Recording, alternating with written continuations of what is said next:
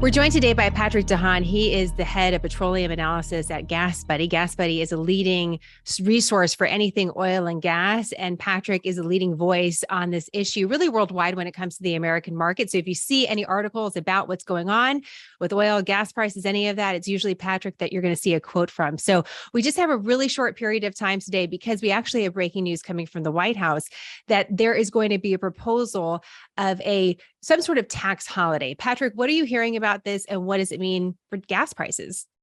Well, President Biden is proposing basically a gas tax holiday along with a diesel tax. Now, this is up to Congress to approve.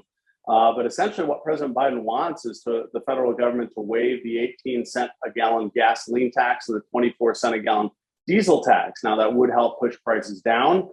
But the biggest problem that has led to high prices to begin with is the fact that demand has outpaced supply.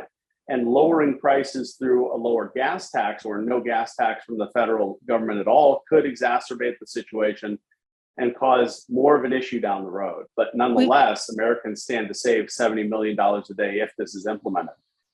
And it's a big if, because Congress would have to actually have to approve this proposal. There's a lot of blame game about who's to blame for the higher prices. You have the White House talking about big oil and gas companies and also what's going on with Russia and Ukraine. You have Republicans blaming the White House. You have everybody's sort of very typical, Patrick. We've seen this before. Everyone's pointing at each other. Is someone to blame? Is something to blame for the higher prices that we're seeing? Well, there's a lot to blame. Politicians would like to have you think it's the other party's fault or whatnot, or it's the oil companies. But a lot of this was brought on by COVID, and we're still recovering from COVID. A lot of the imbalances that have affected all of us in the last couple of years are affecting what we're paying at the pump. In addition, Russia's war in Ukraine has not helped. At a time that the economy is recovering and the global economy is consuming more oil, Russia's invasion of Ukraine causing countries to cut off that Russian flow to try and inflict damage on the Russian economy is also meaning that there's less supply available in the global market. Of course, that's a big piece of why oil prices have jumped since February. The other issue is refining capacity, turning that oil into something more tangible, or I should say more useful, like gasoline, diesel, and jet fuel. And because of the pandemic, refineries had shut down in 2020. Back then, it was because demand was plummeting. Nobody needed jet fuel, diesel, or gasoline, or at least I should say very few people did. And so some refineries shut down, and that's brought us to a head. Now that things are improving, there's not enough refining capacity, not enough oil supply, and that's led us to where we are today. How high does it go? What do we do to fix it?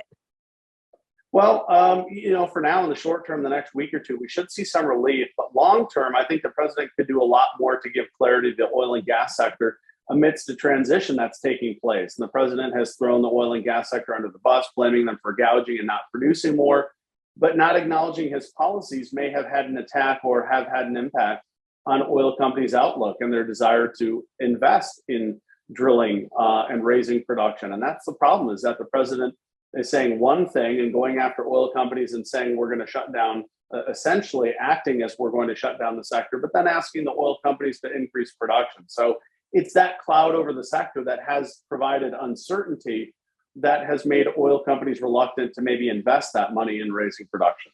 But you also said demand is an issue. So with the demand for anything, we know that prices go up. So what specifically could the president say that would change the outlook or give clarity like you're talking about?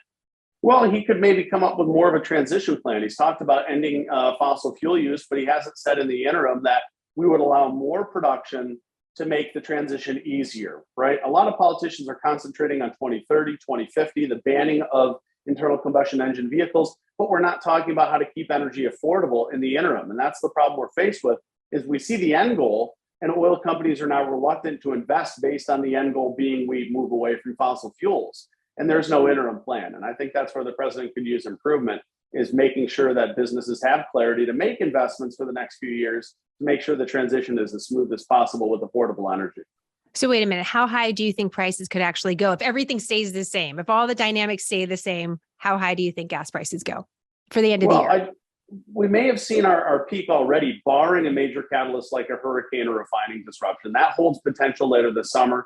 Hurricane season is supposed to be above average, and that means that there's more risk from a shutdown from a hurricane in terms of refineries and oil production. And that's the thing I'm most worried about, is that by the end of the summer, if we do see a hurricane, that could cause a super spike in prices with high demand and potentially shut down refineries the outcome's not good.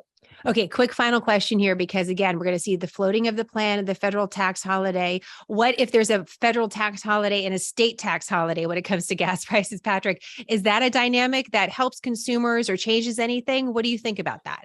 Well, absolutely. State gasoline taxes are almost always higher than federal taxes. So if states go along with a gas tax, for example, the federal tax is 18.4 cents in every state.